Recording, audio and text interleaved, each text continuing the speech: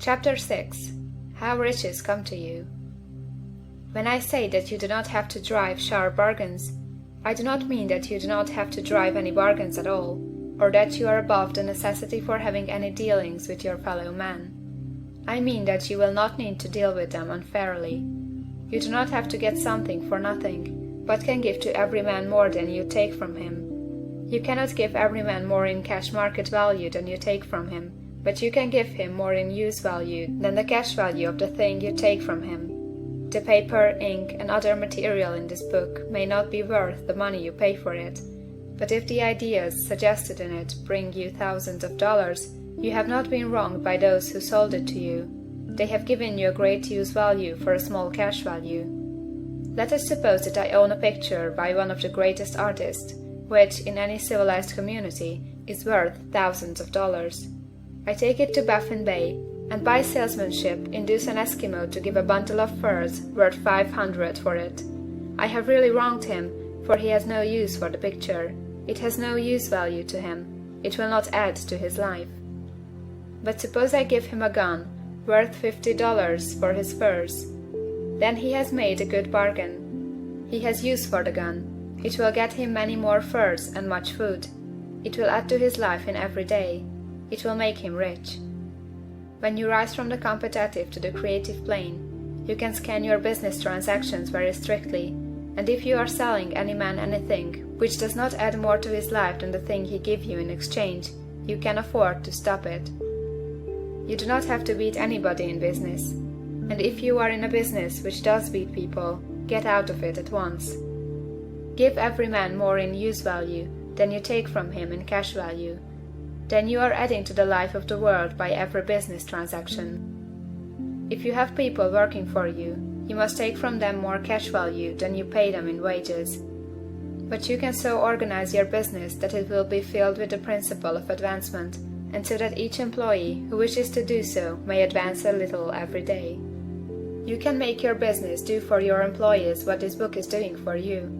You can so conduct your business that it will be a sort of ladder, by which every employee who will take the trouble may climb to riches himself, and given the opportunity, if he will not do so, it is not your fault.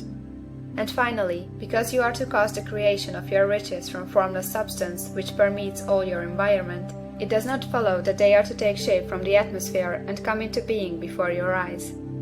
If you want a sewing machine, for instance, I do not mean to tell you that you are to impress the thought of a sewing machine on thinking substance until the machine is formed without hands in the room where you sit or elsewhere.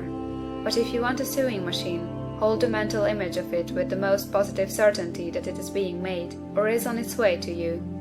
After once forming the thought, have the most absolute and unquestioning faith that the sewing machine is coming. Never think of it or speak of it in any other way than as being sure to arrive. Claim it as already yours. It will be brought to you by the power of the Supreme Intelligence acting upon the minds of men. If you live in Maine, it may be that a man will be brought from Texas or Japan to engage in some transaction which will result in your getting what you want. If so, the whole matter will be as much to that man's advantage as it is to yours. Do not forget for a moment that the thinking substance is through all, in all, communicating with all, and can influence all.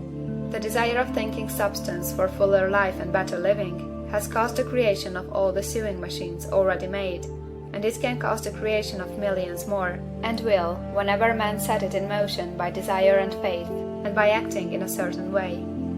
You can certainly have a sewing machine in your house, and it is just as certain that you can have any other thing or things which you want, and which you will use for the advancement of your own life and the lives of others. You need not hesitate about asking largely. It is your Father's pleasure to give you the kingdom, said Jesus. Original substance wants to live all that is possible in you, and wants you to have all that you can or will use for the living of the most abundant life. If you fix upon your consciousness the fact that the desire you feel for the possession of riches is one with the desire of omnipotence for more complete expression, your faith becomes invincible. Once I saw a little boy sitting at a piano and vainly trying to bring harmony out of the keys, and I saw that he was grieved and provoked by his inability to play real music. I asked him the cause of this vexation, and he answered, "I can feel the music in me, but I can make my hands go right. The music in him was the urge of original substance, containing all the possibilities of all life. All that there is of music was seeking expression through the child.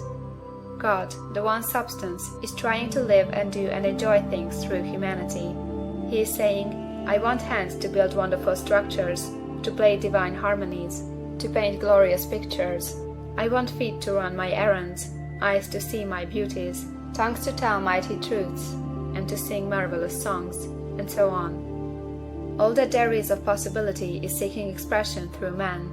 God wants those who can play music to have pianos and every other instrument, and to have the means to cultivate their talents to the fullest extent.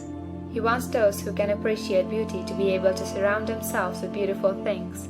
He wants those who can discern the truth to have every opportunity to travel and observe. He wants those who can appreciate dress to be beautifully clothed, and those who can appreciate good food to be luxuriously fed. He wants all these things because it is himself that enjoys and appreciates them. It is God who wants to play and sing and enjoy beauty and proclaim truth and wear fine clothes and eat good foods. It is God that worketh in you to will and to do, said Paul. The desire you feel for riches is the infinite seeking to express himself in you, as he sought to find expression in the little boy at the piano. So you need not hesitate to ask largely. Your part is to focalize and express the desire to God. This is a difficult point with most people. They retain something of the old idea that poverty and self-sacrifice are pleasing to God. They look upon poverty as a part of the plan, a necessity of nature. They have the idea that God has finished his work and made all that he can make, and that the majority of men must stay poor, because there is not enough to go around. They hold so much to this erroneous thought that they feel ashamed to ask for wealth. They try not to want more than a very modest competence, just enough to make them fairly comfortable. I recall now a case of one student who was told that he must get in mind a clear picture of the things he desired, so that the creative thought of them might be impressed on formless substance. He was a very poor man, living in a rented house and having only what he earned from day to day, and he could not grasp the fact that all wealth was his. So, after thinking the matter over, he decided that he might reasonably ask for a new rug on the floor of his best room and an anthracite coal stove to heat the house during the cold winter. Following the instructions given in this book, he obtained these things in a few months, and then it dawned upon him that he had not asked enough. He went through the house in which he lived, and planned all the improvements he would like to make in it. He mentally added a bay window here, a room there, until it was complete in his mind as his ideal home, and then he planned its furnishings. Holding the whole picture in his mind, he began living in the certain way, and moving toward what he wanted, and he owns the house now, and is rebuilding it after the form of his mental image, and now, with still larger faith, he is going on to get greater things. It has been unto him according to his faith, and it is so with you and with all of us.